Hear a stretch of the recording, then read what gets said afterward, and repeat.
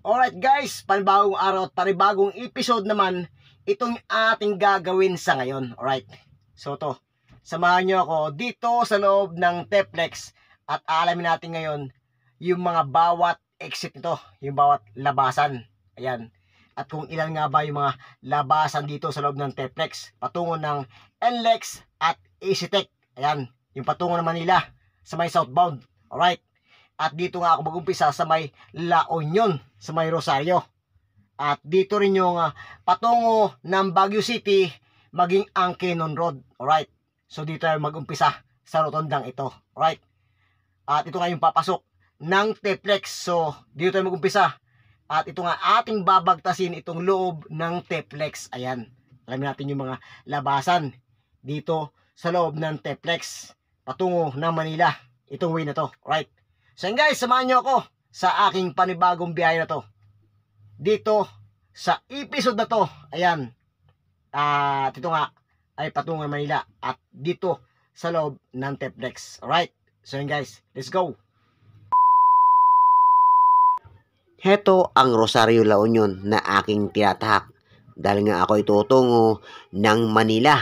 At ang mga sign na inyong makikita ay yung mga way na kung saan ang daanan. At tayo nga papasok sa may Teplex dahil tayo tutungo ng Manila. At bago nga tayo pumasok sa may Teplex ay meron ditong rotonda. At hindi ko na isa-isain pa yung mga lugar na kung saan ang daan. At dito nga sa screen na to ay yung mga daan na aking ituturo sa inyo. Tulad ng rotondang ito, kapag kumaliwa ka ay patungo ng Marcos Highway. At ang padiretso naman ay patungo sa may Kenon Road. Heto, at ako'y papasok na sa loob nitong Teplex patungo ng Manila. At bago tayo makapasok dito sa loob ng Teplex ay nais kong humiling sa inyo. Just click the button bell upang palagi kang updated sa mga bidyong ina-upload ko. Like, share, and comment. At ngayon nga ako'y narito na sa loob ng Teplex nito at ako'y papasok sa toll gate nito ng Teplex. At iisa-isain ko yung mga lugar, labasan dito sa loob ng expressway nito ng Teplex. At pagsapit naman dito sa loob ng Teplex ay meron itong ATC line at may CAS line. Sa kanang bahagi ay CAS line at dito naman sa kaliwang bahagi ay ATC line. At kung sakaling hindi pa naka-installation ang iyong sakyan sa sticker ng ATC card ay maaari kang pumasok dito sa may CAS line. At dito ako sa may ATC line dumaan dahil nga merong load ang aking card dito sa may Teplex. Kaya kung bago ka lang dito sa loob ng Teplex ay kailangan sa CAS line ka muna dumaan. Huwag mong kalimutan na mag-installation ng sticker dito sa Teplex dahil baka ikaw ay mahuli dahil medyo may pita ngayon. Kailangan ng iyong sakyan ay meron ng installation ng sticker dito sa loob ng Teplex. Dahil iba ang sticker ng NLEX at EasyTech. Ang kahintulad nitong Teplex ay ang SLEX sa may southbound. At ito nga, ang southbound na ito ang aking binabagtas sa ngayon. At ako'y inyong samahan. At dito tayo ngayon sa unang toll gate na lalabasan. Dalawang linya lamang ang meron dito sa loob ng Teplex. At ito ay hindi ka rin tulad sa may NLEX, napakalawak. At ng EasyTech maging ang SLEX. At ito nga, aking binabagtas ang way na ito. At dito nga tayo sa unang bahagi, yung labasan ng toll gate dito sa loob ng Teplex. At ako'y inyong samahan at aking iisa-isahin yung mga labasan dito sa loob ng toll gate nito ng Teplex.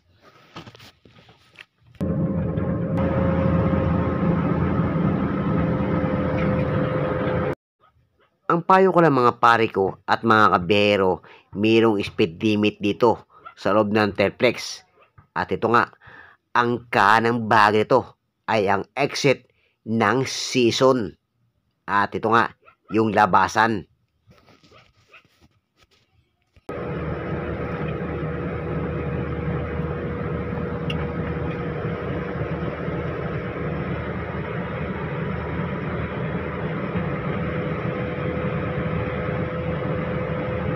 At ating ang nalampasan ang exit nitong season.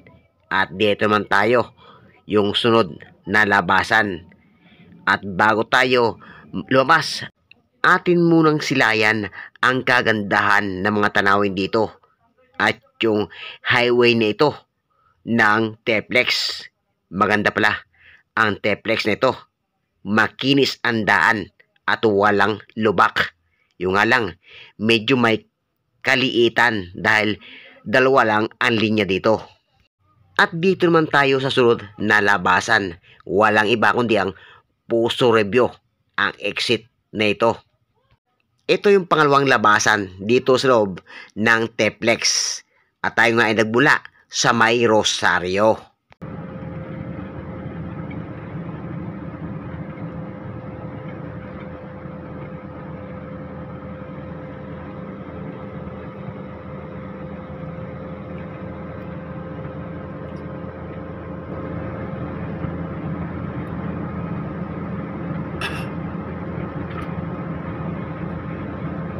At kung nais mo namang manatili ng ilang segundo, ay meron ditong laybay na iyong makikita. Kaya nga lang, ay huwag kang magtagal dito. Baka kay masita na mga nagpapatrol dito. At kailangan mo rin siyempre mag-overtake ng tamang pag-overtake tulad nito. Dahil kung mabagal ang mga nasaunan mo, ay maaari kang mag-overtake at gamitin ang fast line. Subalit, kailangan mo pa rin siyempre bumalik sa mabagal na daan. At dito naman tayo sa pangatlong exit na labasan ay ang Binaluan exit. At ito, yung labasan na ito na pangatlo dito sa loob ng Teplex. Habang ako'y naglalakbay dito sa loob ng Teplex ay aking pinagmamasdan ang lawak nito. Maging ang mga tanimuan dito ay napakalawak pala. At pagkalipas naman natin ng Binaluan ay dito naman tayo sa may Ordaneta exit. At ito ay sinasakupan ng Pangasinan.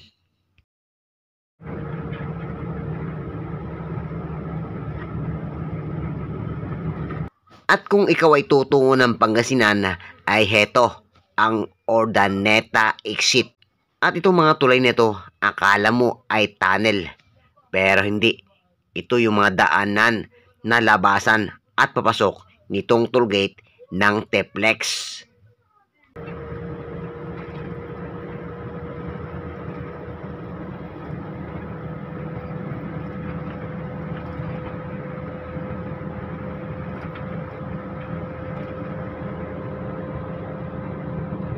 Napakahaba ng biyahe dito sa loob ng Teplex.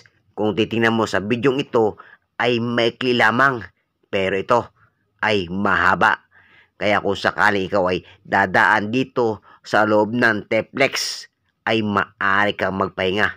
Mayroon ditong mga gasolinahan tulad ng Petron.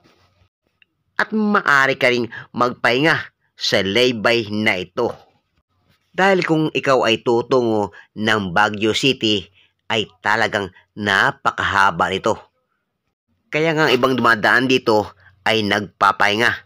Napasin nyo na napakadalang ng dumadaan dito sa loob ng Teplex.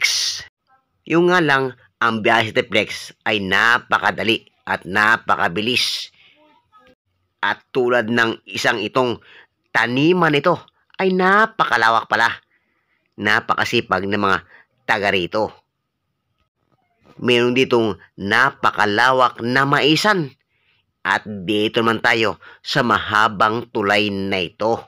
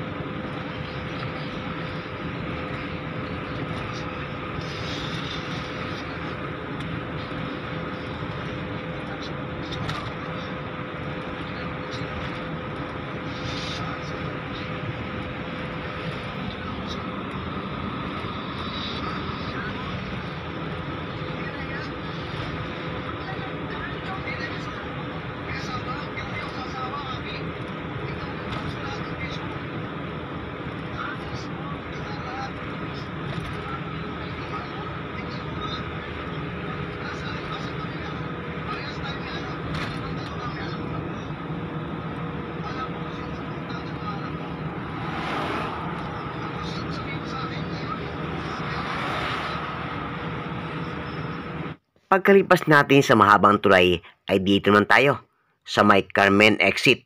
At ito nga ang labasan.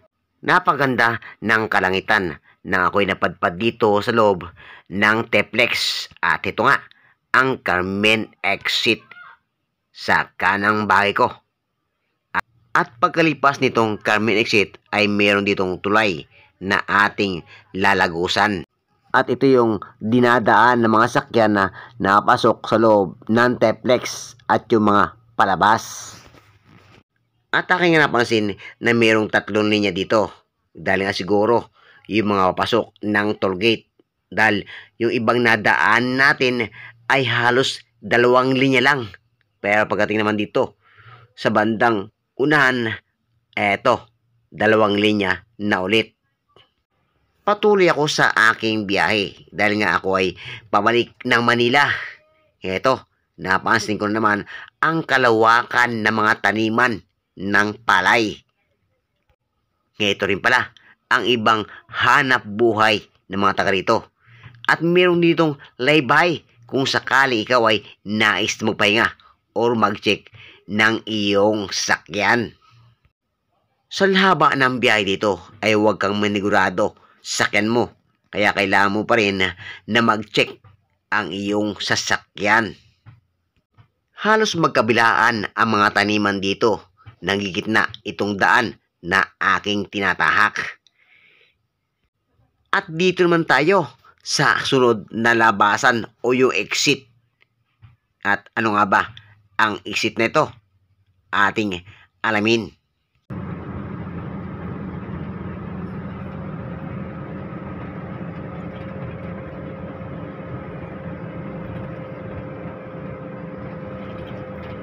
Heto pala ang Anao exit patungo ng Moncada dito sa may Tarlac. At ito nga yung labasan niya.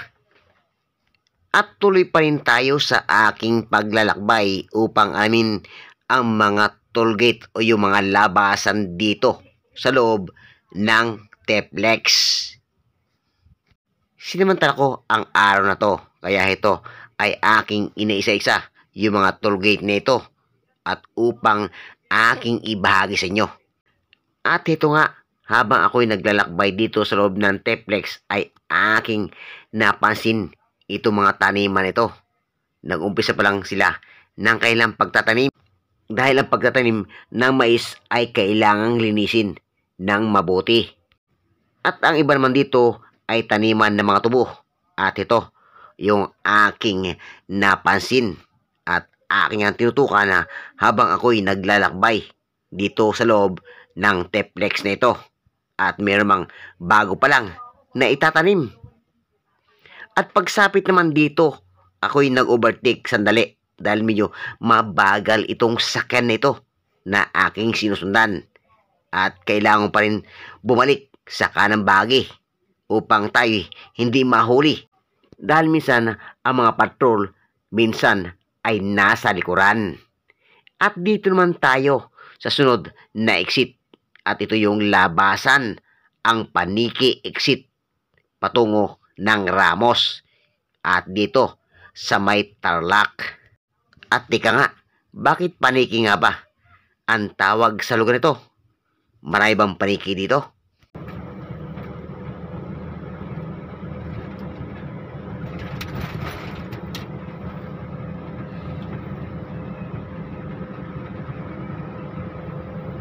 Teka lang, bakit ganito? Halos lahat ng aking madaan na tollgate at labasan ay mayroong mga tulay. Akala mo ay tunnel na lagusan. Galing naman nang gumawa ng daan na ito.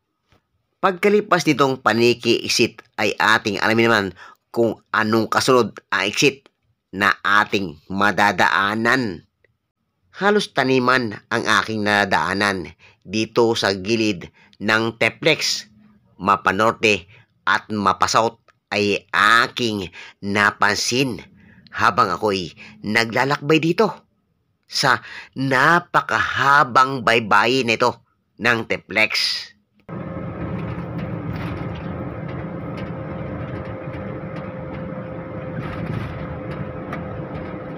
Di mapigilan ang tanawin na to. Halos mga pananim ang aking nakikita. At ito nga, ang malawak na maisan na ito. Kaya pag naan ito, malamang ay tiba-tiba sila ang mga taga rito. Halos magkakahawig ang kailang mga pananim. At heto nga ay ang mga maisan. Patuloy pa rin tayo sa aking paglalakbay. At upang alamin ang mga exit o yung labasan dito sa loob ng Teplex.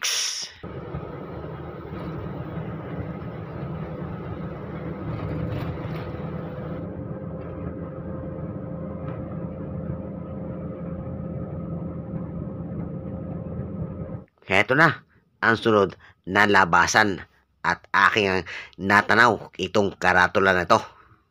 Dalawang linya pa rin ang aking nakikita. Wala na siguro pang higit pa rito. Ito ang Pora exit. At kung sakali ko ay tutungo ng Carduna, maging Amonyos. At ito, yung labasan. Kung sakali ko ay galing dito sa loob ng Teplex na ito na aking binabagtas.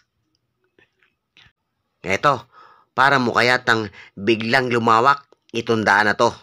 Naging 3 guhit. Yung pala ay isa sa exit nito. Walang pinagkaiba ang mga tulay. Iisa lamang ang mga estilo nito. At yung lawak nito.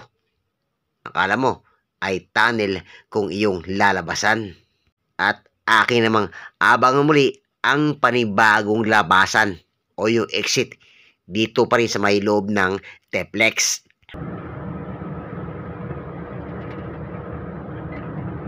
Muli ko mga nasilayan ang mga taniman na ito. At ito nga, habang ako'y naglalakbay ay aking pinagmasdan ito. Ito naman ang mga palay na nakatanim dito. Maging sa kaliwang bahagi ay ganoon din ang kailang mga pananim, mapapalay, mapamais at mapatubo. Alam ko, meron din silang tinatanim na sibuyas at yung nga ay mga taga-Tarlac na napakasipag nila sa kailang pagtatanim. At dito naman tayo sa kanang bahagi na to at muli ko nang natanaw itong eksita na to. At ito nga ay ating aalamin kung anong lugar nga ba itong labasan na ito.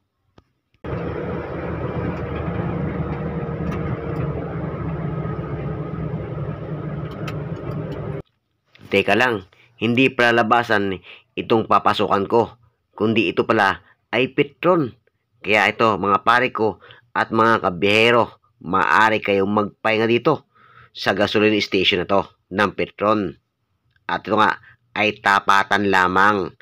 At kung sakali ikaw ay magpa-install ng RFID ng ETC card mo, ay maaari kang magpa-install dito. At meron dito sa Petron na ito. Maging ang katapat na Petron ay meron din. Siguro, iisa lang ang may-ari nito. Napakalawak ng Petron na to. Maging ang parkingan ay napakalawak nito. At ito nga, sa harapan ko, ang installation ng RFID. Kami nga ay tumabi saglit.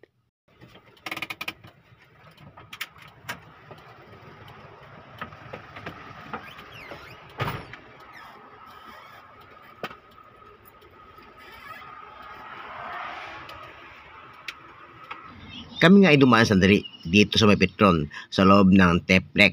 At ito nga, aking napansin ay ginagawa sa kasalukuyan. Ang iba dito ay nagpapahinga. At heto naman tayo dito sa loob ng Teplex na ito. Kitang-kita ko ang kalawakan ng mga taniman dito sa kanang bahagi at sa kaliwang bahagi. Heto nga ay patuloy pa rin tayo sa aking paglalakbay hanggang sa marating natin ang end nitong Teplex na ito. Heto naman tayo at aking nasilayan ang kalawakan ng mga taniman na palayan na ito. At dito nga sa may gilid ng Teplex na ito. At dito tayo ngayon sa susunod na exit o yung labasan dito sa loob ng Teplex. At kailangan ko mag-overtake sa sakyan nito dahil nga medyo may kabagalan ang truck na ito. Kargado ito ng buhangin. Kaya pagkatapos mag-overtake sa fast line ay kailangan tayong lumipat sa kanang bahagi sa slow line. At kailangan pang lampasan muli ang isang truck na ito dahil nga medyo may kabagalan. Ang kargado ito ay mga buhangin. At mayroon pang isang kasunod dahil nga tatlo silang matak na kargado ng buhangin. Dito pa rin tayo sa fast line. At pagkatapos ito, muli tayong babalik sa slow line. At dito naman tayo sa sunod na exit o yung labasan. Dito sa loob ng TFLEX. Ito ang Victoria. Patungo ng Talavera, Tarlac.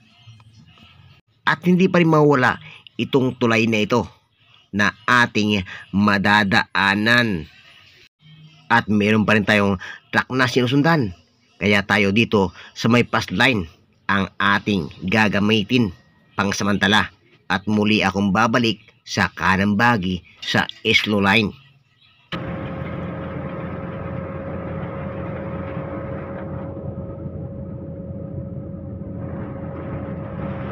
Habang ako naglalakbay dito sa loob ng TFLEX ay aking pa rin napansin ang malawak na mga taniman na ito. At ito ay ang mga maisan na tinatanim maging ang mga palayan dito. 2 kilometro na lang at malapit na tayo sa may tollgate. At ito nga yung last na tollgate ng TFLEX, yung end nito. At ito ay patuloy ko pa rin napapansin ang mga malawak na taniman na ito dito pa rin sa gilid ng TFLEX na ito. Tulad ng isang ito, bago taniman ay kailang malinis ito. 1 kilometro lang at ay malapit na sa huling tour gate nitong TFLEX. At ito nga ang end nito.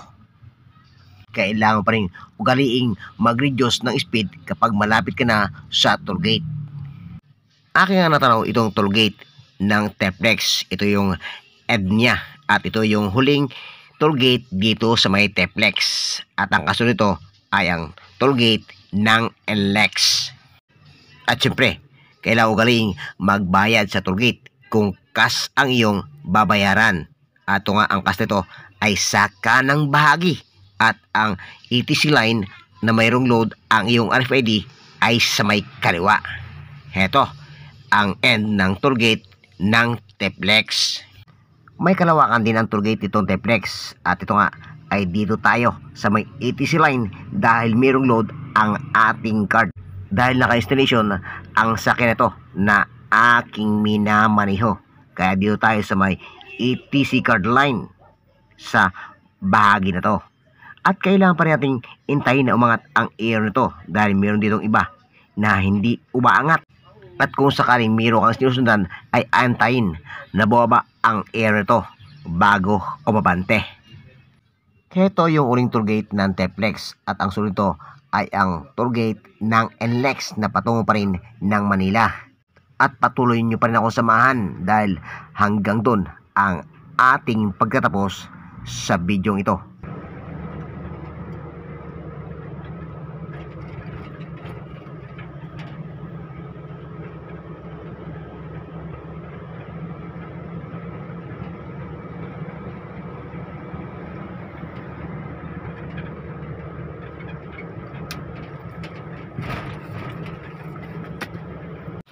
Itong bidyong ito ay aking ginawa upang aking ibahagi sa aking mga kapwa biyahero at mga pare ko na nagmamaniho, lalo na dito sa may patungo ng norte at maging ang south. At heto, mayroon pa ring tollgate dito na lalabasan. At patuloy pa rin nating alamin kung saan ang exit na ito. At heto, ay patuloy ko pa rin napapansin ang mga taniman na ito. At kung gaano kahaba ang daan nito ay ganoon kahaba ang mga taniman nito. At dito naman tayo sa exit na ito. At ito pa rin yung labasan. Walang iba kundi ang CCLEX exit. Tuloy-tuloy pa rin ako sa aking paglalakbay na ito dito sa loob ng expressway na ito. At ito nga ay binabagtas natin ay patungo ng Manila, maging ang Subic at Bataan at Zambales.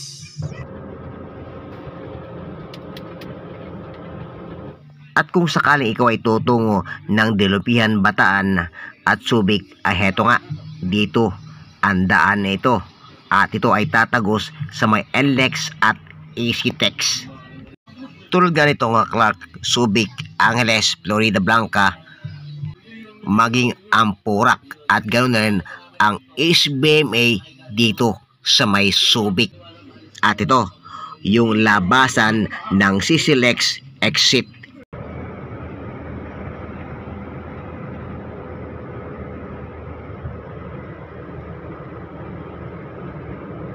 At ang next na ating papasukan na toll gate ay ang NLEX at EasyTex. At ito nga ay 500 meters na lang tayo ay darating na sa toll plaza nitong NLEX at EasyTex na sinasakupan. Kailangan natin mag-reduce ng speed kung malapit na tayo sa toll gate tulad nito. At ito nga ay nakapila ang ilang mga private dito na vehicles dahil nga ito ay toll gate gamit ang cash line at RFID line dahil ang cash line nga ito ay sa kanang bahagi. At katabi nito ang malawak na bukirin dito sa malapit sa toll gate na ito ng NLEX. Habang ako'y nakapila dito ay heto aking ang pinagbasta na ang mga bukirin dito sa gilid ng toll gate na ito o yung mga taniman. At ito nga, tayo ay nasa RFID, subalit lumipat tayo dahil nga medyo mabagal ang pila sa RFID. Gagamitin natin ngayon ang cash line. Kung sakaling may laman ang iyong RFID card ay maaari kang gumamit ng cash line.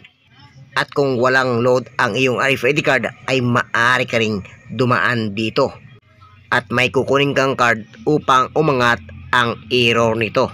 Hindi ka makailangan titikit yan eh.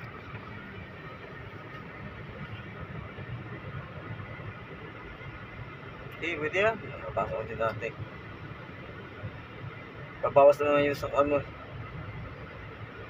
Pag nakakatikit, babawas mo lang din sa kanya. Babawas sila.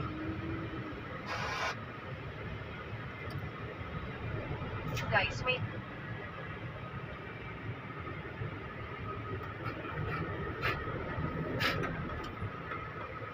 Ano mo na yun?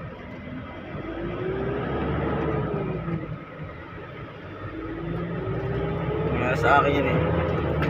Tulog ko nga yung aking ano. Dito tayo ngayon sa may EasyTex at heto ay patungo ng NLEX. At sa gilid nito ng EasyTex ay meron ding malawak na taniman ng mga tubo. Heto nga, at bagong ani pa lang nila. So mga kabiyero, ako'y magpapaalam na at maraming salamat sa patuloy niyong pagsababay. Sana ay nagustuhan nyo ang aking naibahagi sa inyo sa araw na to.